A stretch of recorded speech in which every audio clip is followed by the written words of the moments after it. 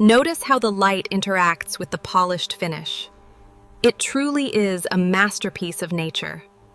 Imagine you are an architect, right? And you have a practically unlimited budget. Oh, the dream scenario. Right, the dream. You are tasked with designing this $50 million penthouse in a major global metropolis. So you're standing in what will be the master bath, and you need to select the stone for the walls and the floors. And you definitely aren't just looking at the cheapest option. No, exactly. You don't just pull up a spreadsheet and look for like the highest safety ratings or the most cost-effective bulk pricing. No, you look for rock with an antibacterial heart that was once the favored building material of ancient Roman emperors. Yeah, that is a very specific flex. It really is. Welcome to the Deep Dive. We are thrilled you're joining us today because we are looking at an absolute masterclass in how to sell a rock. We really are. And the source material we are examining today is it's a promotional text and product catalog for a very specific luxury material. It's the Dolomis Legends collection of Marmara Dolomite. Brought to market by a company called Akgün Trade Hub. But, I mean, calling it a catalog almost feels like we are, I don't know, understating what is actually on the page here. Oh, completely. It's way more than a catalog. Okay, let's unpack this. Because this text, it combines hardcore geological specifications with ancient Roman history, and then throws in this high-end global logistics pitch into this sweeping, passionate narrative. It's intense. The source itself actually describes its own tone as an Italian marketer style. Which is such a weirdly specific self-awareness. Yeah, it really is. It isn't just asking a developer to buy, thousands of square feet of stone. Yeah. It is literally asking them to listen to the sound of history breathing. Right. And that stylistic choice, that Italian tone, it's a very deliberate geographic play, isn't it? Oh, 100%. Because when the global market, especially, the Western market, thinks of the absolute pinnacle of luxury marble, your mind immediately goes to Italy. Yeah, Carrara marble. Exactly. Oh. Carrara has been the undisputed heavyweight champion of the stone world for centuries. Yeah. And that's heavily buoyed by, frankly, Renaissance public relations. Michelangelo's David, the Pantheon, all of that. Right. The sheer cultural weight of Italian quarrying is just immense. So if you are a supplier outside of Italy, how do you even compete with that kind of historical monopoly? It seems almost impossible. Well, the document pulls this brilliant bait and switch. It acknowledges Italy as the heart of the marble world, sure, but then it shines a spotlight across the Mediterranean to the island of Marmara in Turkey. Ah, right. And the central claim here is that even the masters of Carrara knew about this secret across the sea. They refer to this specific dolomite as a white gold. And they label the collection the Marmara Odyssey, which is just a great name. It is. They are positioning this Turkish stone not as like a budget-friendly alternative to Italian marble, but as the secret obsession of the Italian masters themselves. I mean, that is a massive flex. You basically bypass the dominant competition by claiming the competition secretly idolizes you. Exactly. It's incredibly clever marketing. But, before we get completely swept away by the flashy marketing and the pitches for these modern tent houses, we really need to examine what this stone actually is. Because you can't just slap a mythological name on a piece of gravel. Right. You can't just sell fancy gravel to billionaires. The material has to actually stand up to scrutiny at a molecular level. Yeah, the physical reality absolutely has to support the marketing. Otherwise, the entire narrative just collapses the moment a structural engineer looks at the material. Exactly. And the text actually provides some very specific numbers to back up its claims, which surprised me. Yeah, they don't shy away from the hard specs. Not at all. The specs provided here are surprisingly intense. They boast a density of 2.84 grams per cubic centimeter and a Mohs hardness of 4. Right. And the text makes this pointed effort to say, this isn't just calcite. This is a high-performance masterpiece. Which is a bold claim. It is. It's like looking at the engine of a high-end sports car. You aren't just buying it for the paint job. You want to know what's under the hood. But let's pause there because I want to make sure we actually understand what those numbers mean in the real world. Sure, yeah. A Mohs hardness of 4, how does that translate to a luxury building? Well, to put that in perspective, the Mohs scale measures the scratch resistance of minerals. So talc is a 1, meaning you can literally scratch it with your fingernail. Oh, wow, okay. And a diamond is a 10. Now, standard architectural marble, which is primarily made of calcite, typically hovers around a 3 on the scale. Okay, so a 3 for standard luxury marble. Right. By emphasizing that this material is a dolomite, which contains magnesium, and that it hits a 4 on the Mohs scale, Akgün Trade Hub is signaling a really crucial difference in performance. So it's slightly harder.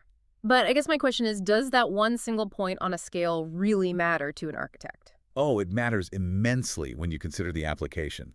Like if you are installing this in the lobby of a high-end hotel in Berlin, that floor is going to see just relentless foot traffic. Oh, I see. We are talking about, luggage wheels, stilettos, heavy cleaning equipment, sand tracked in from the street. All the stuff that destroys floors. Exactly.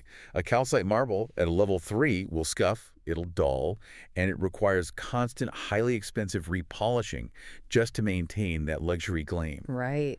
But a dolomite at a level 4 is significantly more resistant to that daily microscopic abrasion. That makes a lot of sense. And, the density of 2.84 grams per cubic centimeter also means it's less porous, so it's way harder for spills like a dropped glass of red wine to actually stain the stone. Okay, that makes perfect sense. The engineering actually matters just as much as the aesthetic here, but there is one claim right in the middle of these physical specifications that really stopped me in my tracks. Oh, the antibacterial one? Yes. The text claims that this stone has an antibacterial heart due to its natural sulfur veins.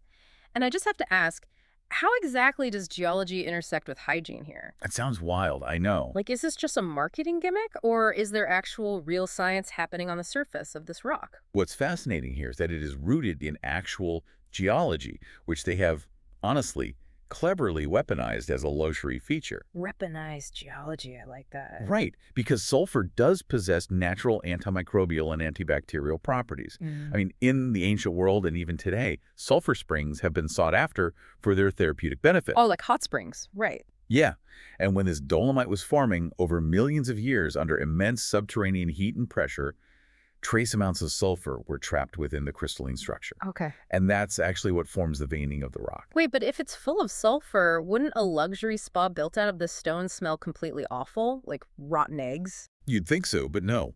The sulfur is chemically bound within the rock matrix, so it isn't off-gassing in a way that would produce that infamous smell. Oh, thank goodness. Right. However, the mechanism at play on the surface is really fascinating. When ambient moisture in a room, say, the steam from a thermal bath or a master shower, interacts with those microscopic trace sulfur elements exposed on the cut surface of the stone. It reacts. It does. It can create a remarkably subtle, hostile microenvironment for bacterial cell walls.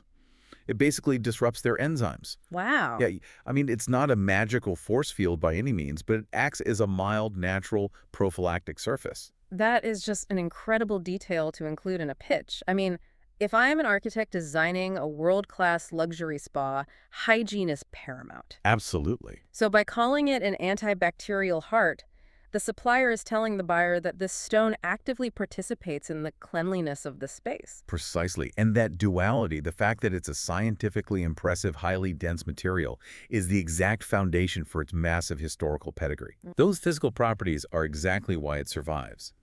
The source explicitly mentions that the Roman Emperor Septimius Severus chose this exact stone for his architectural projects. Wow. And later, the legendary Ottoman architect Mimar Sinan used it to, as the text poetically puts it, touch the sky in Istanbul. And dropping the name Mimar Sinan is a heavy play. Huge. For anyone listening who might be unfamiliar, he is essentially the Michelangelo of the Ottoman Empire. He was responsible for some of the most enduring, structurally brilliant mosques and monuments in history. Yeah, he's an absolute titan of architecture. And by invoking Septimius Severus and Mimar Sinan, the marketers aren't just, handing you a lab report to prove the stone's Mohs hardness. Right, they're giving you proof. Exactly. They are pointing to empirical, real-world evidence. They are saying, you want to guarantee this material won't crumble? Go look at an emperor's palace or a 16th century mosque. Because they've weathered earthquakes and empires, and they're literally still standing. But, here's the catch with selling a myth. Knowing a rock will survive 1,000 years is fantastic, but durability is just the baseline expectation for luxury, right? Right. Nobody's impressed that the building doesn't fall down. Exactly. A steel beam is durable, but it isn't poetic. We really need to look at how this source material translates a highly durable antibacterial piece of geology into a deeply emotional, artistic purchase for a modern buyer. Because nobody spends tens of millions of dollars purely for utility.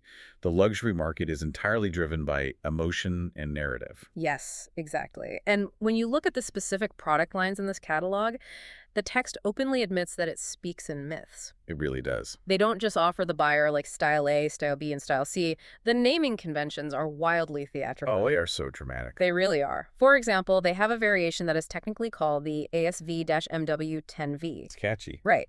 But they don't market it under an alphanumeric code. They call it the Lightning of Zeus. Which conjures a very specific aggressive image before you even see the stone itself. It really does. And the Yeah. text describes it as having these dramatic high contrast veins striking through white purity. Very Zeus. Totally.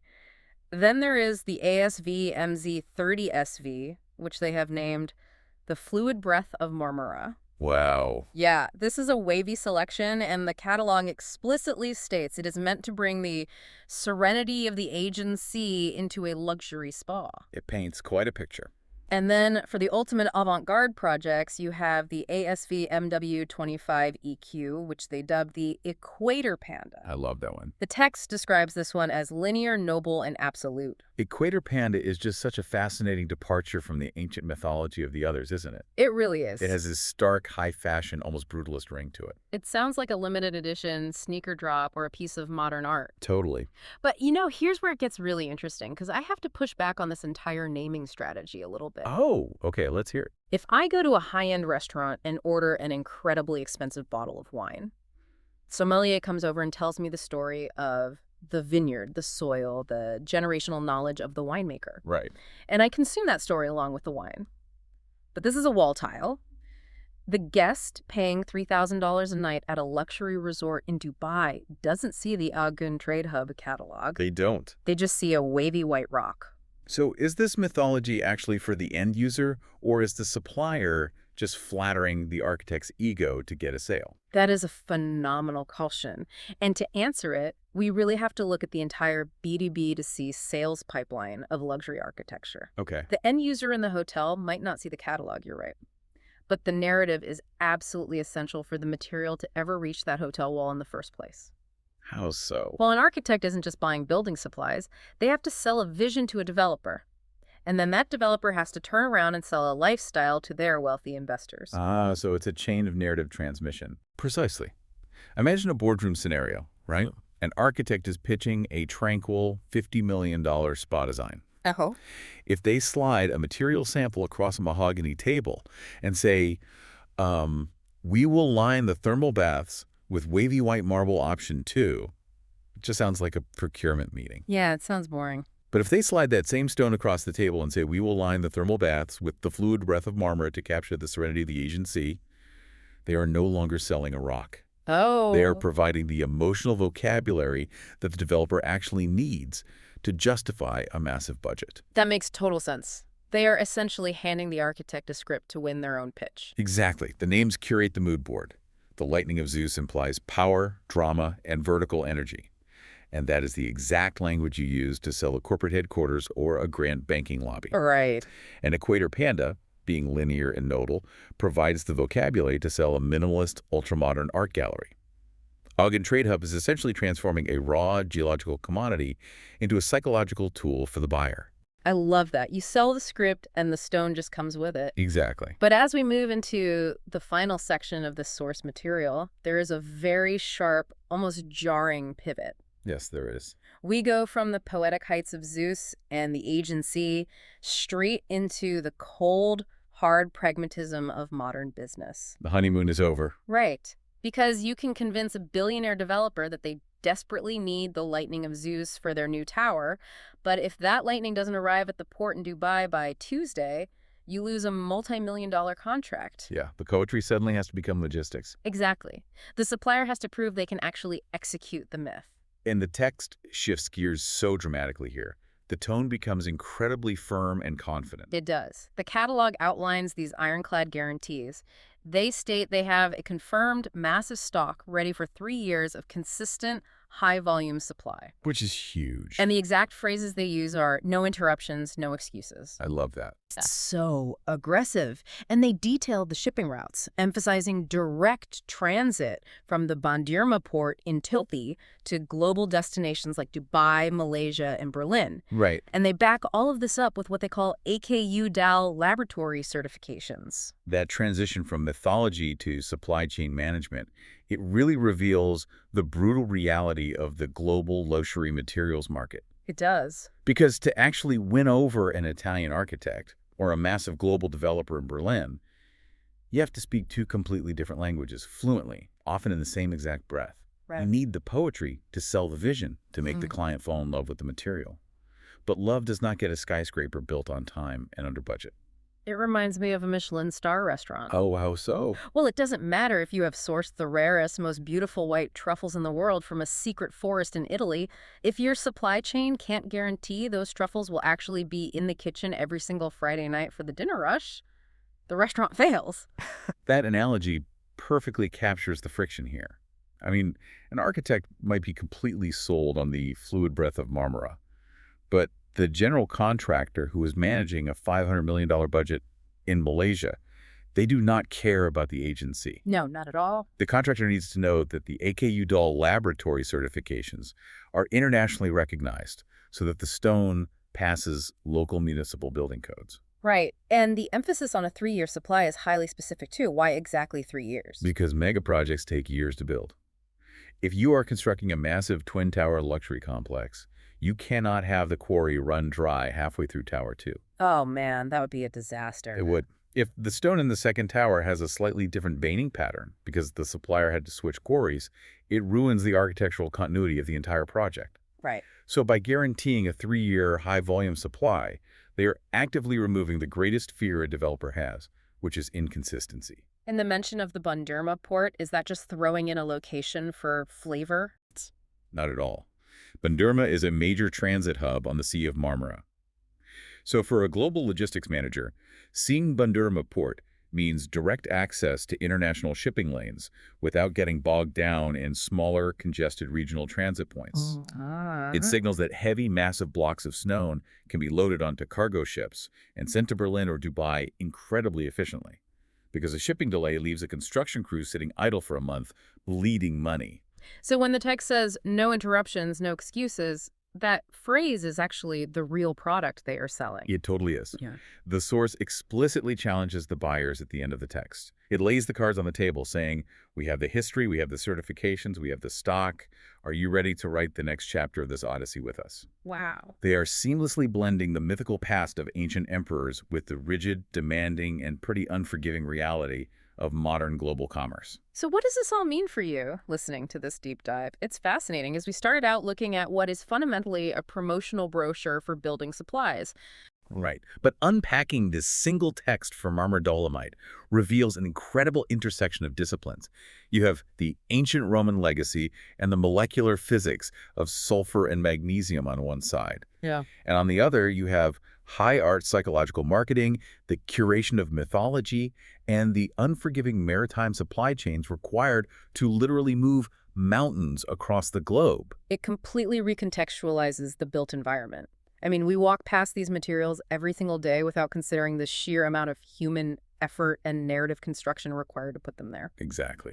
The next time you walk into a luxury hotel lobby or a high-end corporate building or really any premium space, take a moment to look closely at the stone walls and the floors under your feet. Yeah, look at the veins. This deep dive shows you that those stones didn't just casually arrive on site. They were geologically formed over millions of years. They were curated into a psychological narrative to win a pitch.